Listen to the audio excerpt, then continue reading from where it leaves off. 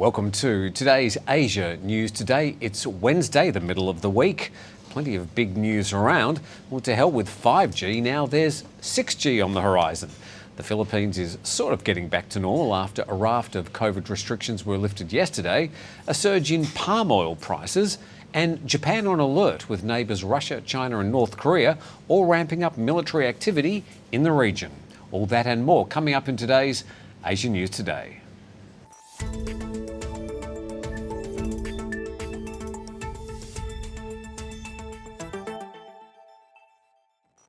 The Japanese government says it's on alert for any provocations in East Asia, especially from China, Russia and North Korea. In addition to North Korea's launch of a ballistic missile into the Sea of Japan last Sunday, military exercises conducted by China and Russia are becoming more active in the waters and airspace around Japan over the past 3 months, prompting the government to step up surveillance activities. Last Sunday's missile launch from North Korea was Pyongyang's 8th launch this year. Then, on February the 22nd, the Chinese military announced landing drills with new vessels in the East China Sea between China and southern Japan. Observers believe the drills are intended to show the US the strength of China's naval forces in eastern areas, including Taiwan. Russia's also been stepping up military activities in the Far East, a key area in its conflict with the United States. But some members of Japan's ruling Democratic Party have noted that since the US has decided not to intervene in the defence of Ukraine at this time, they've publicly said they're concerned about whether the US military would act in the event of a similar situation in Taiwan. The Malaysian government says they're negotiating with 12 countries to implement its own travel bubble that they and Singapore call vaccinated travel lanes. The Malaysian ministry says the countries were selected based on diplomatic relations and the need for cross-border travel. The countries include Brunei, Indonesia, Singapore, Vietnam, Thailand, Australia, China, India, Japan, New Zealand, South Korea and the UK. At this stage, only Singapore has a current VTL with Malaysia, with VTL Air and VTL Land being implemented since November the 29th last year.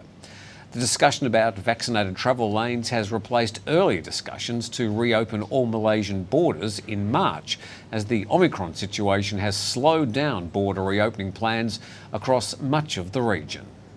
Singapore's Court of Appeal was urged to show mercy when it was hearing the final appeal of a Malaysian man facing execution despite criticism from supporters who claim he's mentally disabled. The man was arrested in 2009 for trafficking a small amount of heroin into Singapore, but the city-state has some of the world's toughest drug laws and he was handed the mandatory death sentence the following year. He was scheduled to be hanged last November, but news about the man's intellectual disabilities started attracting attention, with the EU, Amnesty International and even British billionaire Richard Branson condemning his sentence. The 34-year-old's lawyer urged the judges yesterday to show mercy by allowing the sentenced man to undergo an independent psychiatric assessment, noting that it was against international law to execute mentally disabled people. But the proceedings ended without a verdict being issued, and a ruling will be handed down at a later date.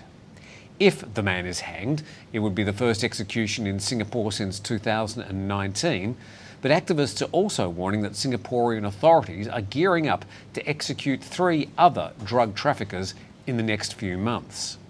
Singapore maintains the death penalty for several offences, including drug trafficking and murder, and insists it's helped to keep the city-state one of Asia's safest places.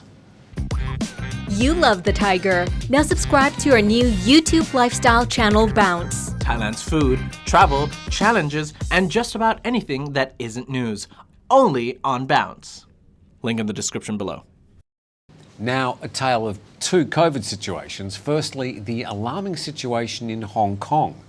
Hong Kong is bracing itself as health authorities say the fifth wave of its COVID-19 outbreak is still that the city's healthcare and hospital system remains overwhelmed and vaccination among seniors remains relatively low. They're predicting that if antivirals such as Paxlovid and Molnupiravir are not available, the deaths could go up to more than 46,000 by the end of April. With mortuaries barely coping with the surge in deaths, dozens of bodies have been left in hospital accident and emergency rooms. Hospitals have also been unable to provide beds to cope with the demand over the past month. Well, to a better COVID story, and traffic jams and crowds have come roaring back in Manila and 38 other Philippine cities and provinces yesterday as a series of previous COVID restrictions were abolished.